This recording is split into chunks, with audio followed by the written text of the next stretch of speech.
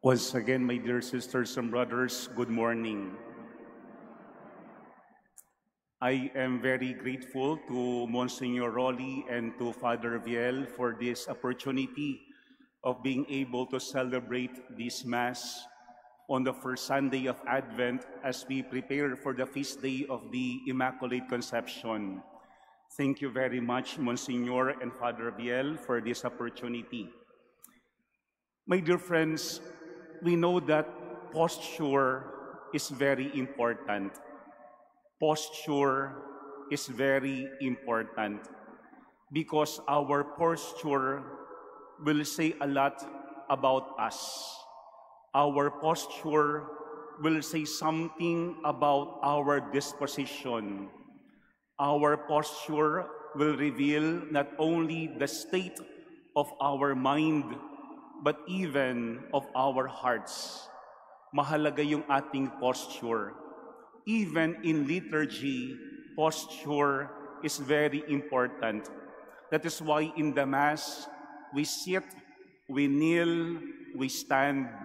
All these are important postures that we do during the Mass. Mahalaga yung ating posture. And if you notice in our gospel, on this first Sunday of Advent, the Lord said, when those signs begin to happen, stand erect and raise your heads. Your redemption is at hand. Stand erect, raise your heads. Your redemption is at hand. The posture of standing erect, the posture of raising our heads. And what posture is this? Ano ba yung itsura ng posture na yung tao ay tumatayo at nakataas ang kanyang noo? That is the posture of waiting, pag-iintay.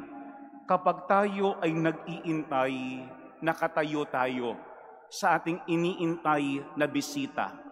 Kapag merong parating na isang mahalagang tao na ating pinananabikan, tayo ay tumatayo to show to that person that we are very excited for his coming.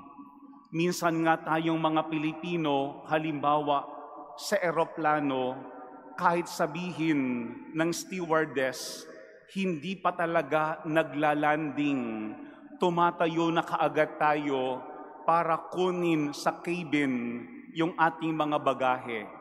Why? Because yung posture of standing is a posture not only of waiting, but also the posture of excitement. Yung tayo ay nag-iintay ng merong pananabik. Kapag tayo ay hindi excited, we do not stand. Kapag tayo ay hindi nag-iintay, we do not stand. Pero maganda itong paalaala ng ating gospel on the first Sunday of Advent, that even if our gospel speaks about the end times, that everything would come to an end, the Lord said, stand erect, raise your heads, for your redemption is at hand.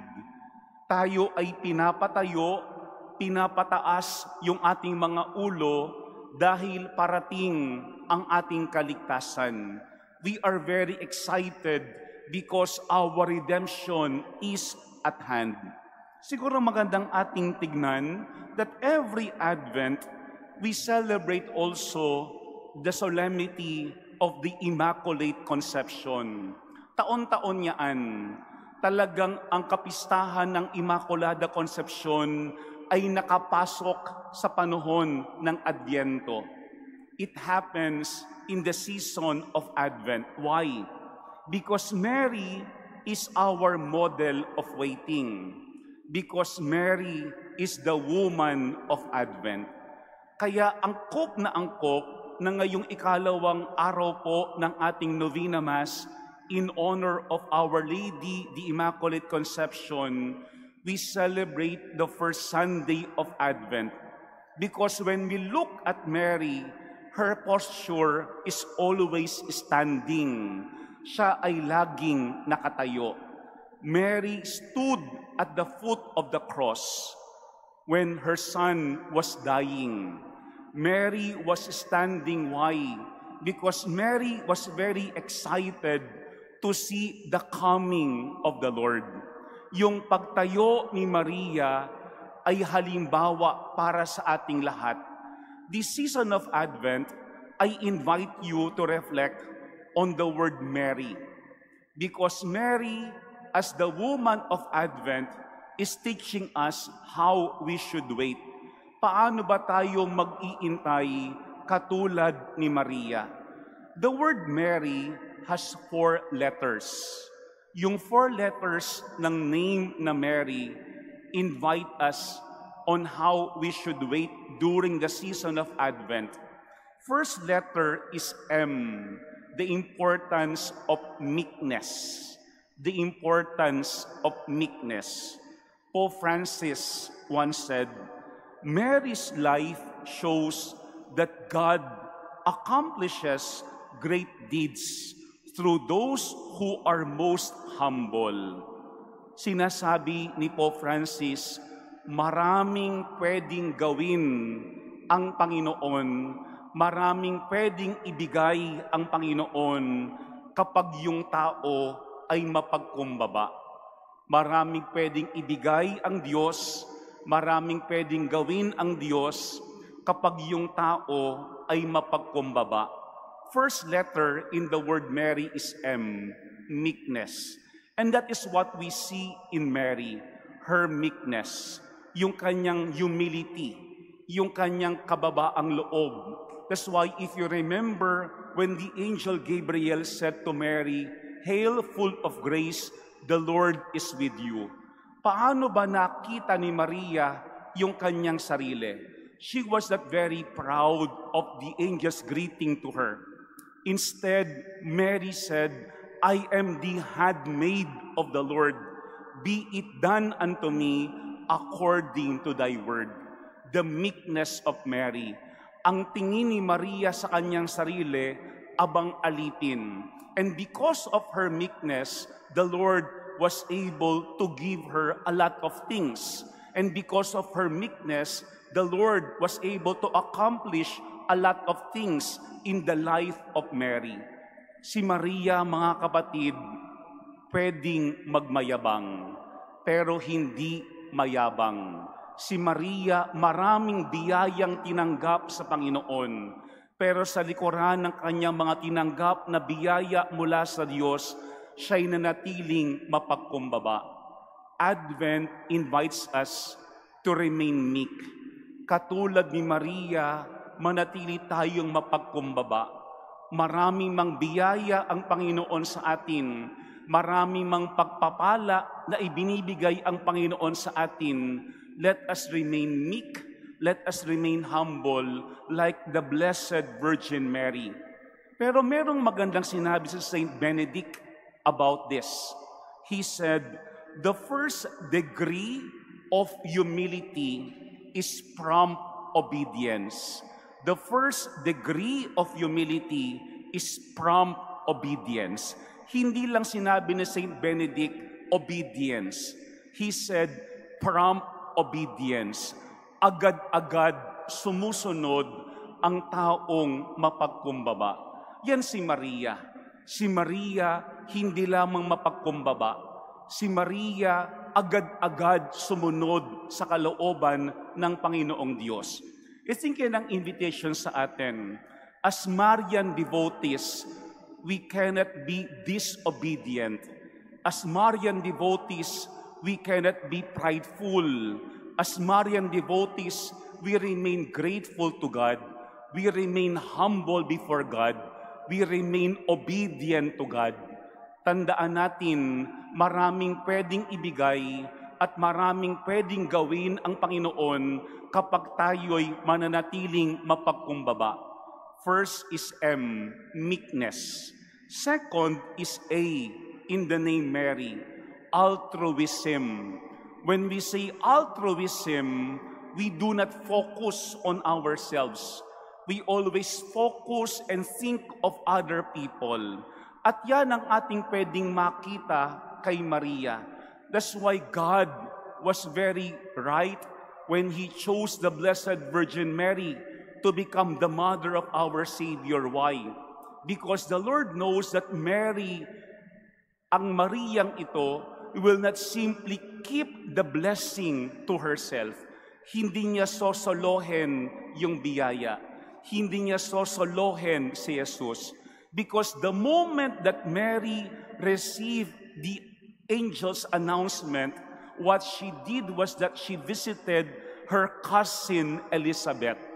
At agad-agad, ibinahagi niya ang mabuting balita sa kanyang kapwa, sharing not only the good news, but even Jesus to others. At paano ginawa yan ni Maria sa kanyang paglilingkod kay Elizabeth? She served her cousin Elizabeth, who was then also pregnant. Yan ang pangalawang hamon sa atin, mga kapatid, ngayong panahon ng Advent. Kasi baka sa panahon ng Advent, we focus so much on ourselves, what we want to receive, what we want to do for ourselves. Pero when we look at Mary, second is letter A. Let us be altruistic. Focus on other people. Focus on what you can do to others. Focus on how you could serve your brothers and sisters in need, just like what the Blessed Virgin Mary has done. Yan ang pangalawang letter in the word Mary. Letter A. Let us always be altruistic. Hindi sarili ang inuuna. Hindi sarili ang laging iniisip. Kung hindi laging yung kanyang kapwa at yung kagalakan ni Maria ay yung siya ay makapaglingkod at kanyang maihatid si Kristo sa iba. Second is altruism. Merong magandang sinabi si Mother Teresa ng Calcutta in relation to that. Ang sabi niya, at Christmas, when Christ comes, will He find a warm heart? Mark the season of Advent by loving and serving others with God's own love and concern. Yun ang hamon sa atin ni Mother Teresa ng Calcutta. Pag dumating ba daw ang Pasko, ang Diyos ba ay merong madadatnan na talagang maayos sa sabsaban? Pero ano ang sabi niya? Ang panahon ng Adbyento ay panahon ng paghahanda ng sabsaban para sa Panginoon. At paano yun? Maglingkod ka sa iyong kapwa. Tulungan mo ang iba. Tutukan mo ang pangangailangan ng iyong kapwa. And that is what we had seen in Mary. Si Maria hindi nakatutok sa kanyang sarili. Because the moment she received the greeting coming from the angel, what she did was that she visited her cousin Elizabeth. Ibinibigay niya, ibinabahagi niya ang biyaya sa kanyang kapwa. Kaya si Maria ay biyaya sa ating lahat. My dear friends, we cannot call ourselves Marian devotees if we are not helping or serving other people. Mahalaga yung ating debosyon. Pero mula sa ating debosyon, dapat iyan ay mauwi sa imitation, sa pagtulad.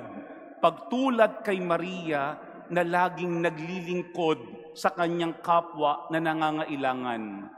The third letter in the word Mary is R. The season of Advent is an invitation for us to be always ready. Third letter in the word Mary is R. The readiness of Mary.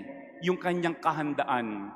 Alam po niyo, meron akong isang quotation that I really like, wherein the quotation says, prepare to fail when you fail to prepare. Prepare to fail when you fail to prepare. Itong first Sunday of Advent tells us what or how we should prepare. Kasi baka sa ating panahon ngayon, abalang-abala tayo sa pamimili. Sa ating panahon ngayon, abalang-abala tayo sa pagde-decorate ng ating mga tahanan. And when you go outside, you would see that Christmas is just around the corner. Pero yung Advent is telling us, be ready. Prepare not just the exterior, but prepare yung iyong heart. Prepare within yung kalooban. And that is what we had seen in Mary. When the angel appeared to Mary, Mary was prepared. Handa yung kanyang puso. Handa yung kanyang kalooban. Why? Because even before the angel appeared, Mary already has that deep relationship with God. Ito po yung panahon ng Advent. For 4 weeks of Advent, we are invited to focus on our readings. As we pray, we also prepare our hearts. Yung talagang paghahanda ay hindi panlabas lamang. Ang talagang paghahanda ay yung paghahanda ng ating puso at kalooban para tayo ay magkaroon ng malalim na relasyon sa Panginoong Diyos. That's why if you notice in our gospel, Jesus said, beware that your hearts do not become drowsy from carousing and drunkenness and the anxieties of daily life, and the day catch you by surprise like a trap. Kasi baka daw tayo ay sobrang abala sa maraming bagay sa ating paligid. Abala sa pamimili, abala sa pagluluto, abala sa party, abala sa pagkain. Pero ang tanong, inihahanda rin ba talaga natin yung ating puso, yung ating kalooban para ating matanggap ang Panginoong Diyos? Saint Ambrose of Milan once said, open wide your door to the one who comes. Open your soul. Throw open the depths of your heart to see the riches of simplicity, the treasure of peace, the sweetness of grace. Open your heart and run to meet the sun of eternal light that illuminates all men. Buksan natin yung ating kalooban. Kaya nga ang panahon ng Adbyento ay panahon para ihanda hindi yung labas, kung hindi ihanda yung loob. So that like Mary, when the Lord comes, we are ready, we are prepared. Yan ang pangatlong letter in the word Mary, R, readiness. Handa ka na ba sa pagdating ng Pasko? Baka handa tayo sa panlabas. Baka handa tayo sa mga palamuti. Pero let us also look at the condition of our hearts. Meron bang galit yung ating puso? Meron bang inggit yung ating kalooban? Meron bang tayong sama ng loob sa ating kapwa? Readiness. Sana yung kahandaan, hindi lamang panlabas, kung hindi pati sa ating kalooban. But the fourth and the last letter in the word Mary is Y, the yearning of Mary. What do you yearn in your life right now?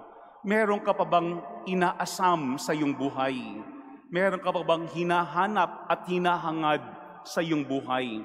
Siguro kapag tayo ay bata pa, kapag parating yung Christmas, we really look forward to it. Why? Kasi ando doon yung Santa Claus, ando doon yung gifts, ando doon yung parties.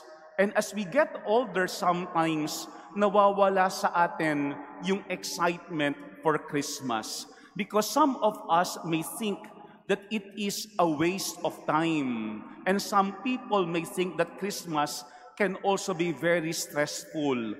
Gastos lamang yaan, problema lamang yaan, traffic lamang yaan. Kaya nga magandang ating tignan yung fourth letter in the word Mary. Why? Yearning. When we say yearning, what are you hoping for? Ano ba yung iyong inaasam-asam sa iyong buhay? Because for 9 months, Jesus had been formed not only in the womb of Mary. Jesus had been formed also in the heart of Mary. Sana mga kapatid, yung Advent, like Mary, buhayin uli sa atin yung yearning. Buhayin uli sa atin yung hope not to acquire more gifts, not to eat good food, pero yung yearning, yung hope that Jesus may also be formed in us. Yan ang pang-apat na letter in the word Mary. Letter Y, yearning.